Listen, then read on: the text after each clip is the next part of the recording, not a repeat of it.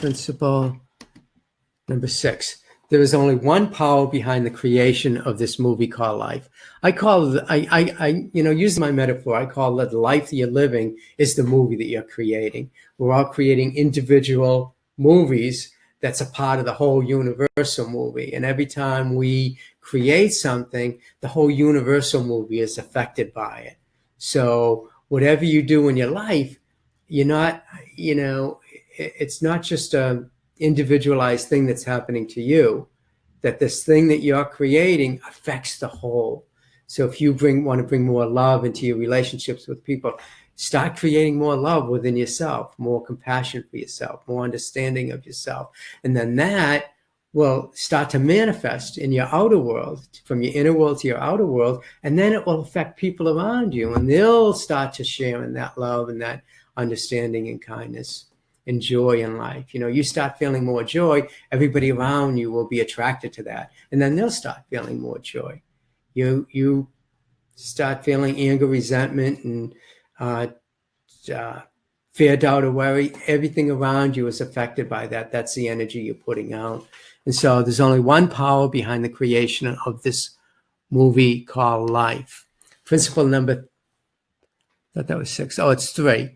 Okay, there's not two powers involved in the creation of your movie. It's not a power for good and another power for evil. There's only one power that the infinite filmmaker uses to create all of your good in your life's movie. And the result of using that power for good is called divine grace. When you begin to acknowledge all of the good and focus all of your attention on that good, you'll experience more of it. So anyways, there's only one power. There's not two powers, not a power for good and a power for bad. For evil, there's one power, and that power comes from a love intelligence in the universe, that it's always giving of its good. It can't see iniquity. We experience iniquity in our own lives because we are spiritual beings living a physical experience, and we create that negativity or evil or whatever it is in our life. Everything that's happening to you is just happening through you, and that you are creating it, and this is a tough one to understand. We got to take responsibility for where we are in our life and what we created in our life. If you want to know what you're focusing your attention on and thinking about, just look around you and take a look at your life and how it's unfolding, and start to become aware of that. Take responsibility for that.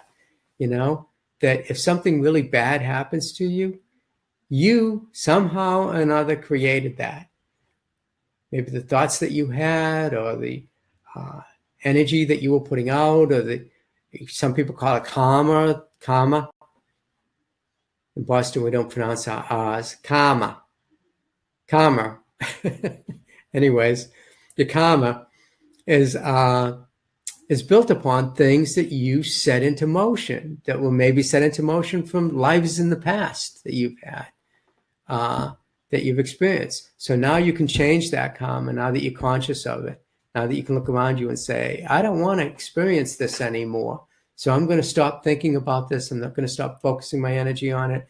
And I'm going to start thinking about what I do want to create in the future, because the past is already gone. The future isn't here yet. And there's only the present moment. So what are you going to do in this present moment to be able to create the thing that you want to experience in the future? And so focus on the present moment. Am I being loving enough? Am I pursuing my life's work that I have a passion for, so that I can create more abundance and prosperity in my life? Or am I working at a job that I hate, that I'm not really putting the time and energy into, and I'm not able to get out of it? So then you're going to get stuck with that in the future. But if you start focusing on, who am I? Why am I here?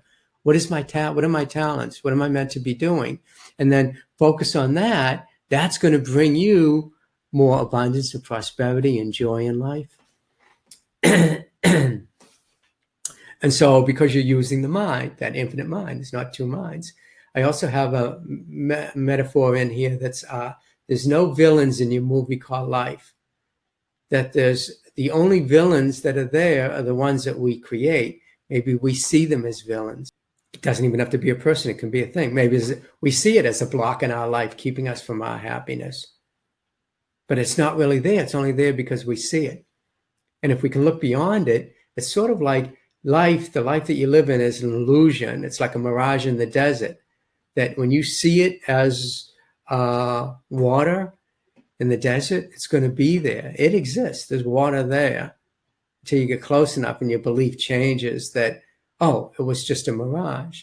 Well, the same thing with things in your life, blocks in your life that are keeping you, villains, I call them. It could be a person, place, or thing that's keeping you from your good. But there are no villains. The villains are only there because you recognize them as villains. It's sort of like, the Christ said that those who die by the sword, those who live by the sword will die by the sword, or turn your swords into plowshares. Oh, I don't know. I don't know much about Bible quotes, but it's like, what do you want to focus on? How much good do you want to bring into your life? Stop focusing on it now. And use that power and that presence. Remember, there's only one power, one presence in the universe. And that power and presence is what we use every time we think. We can use it in two ways. We can use it to bring good in our life. We can use it to bring bad in our life. But it's still only one power. One power, one presence. The presence is it's the love intelligence of the universe. And it exists out there. The only reason we don't experience it is because we're not in the vibration of it, I guess.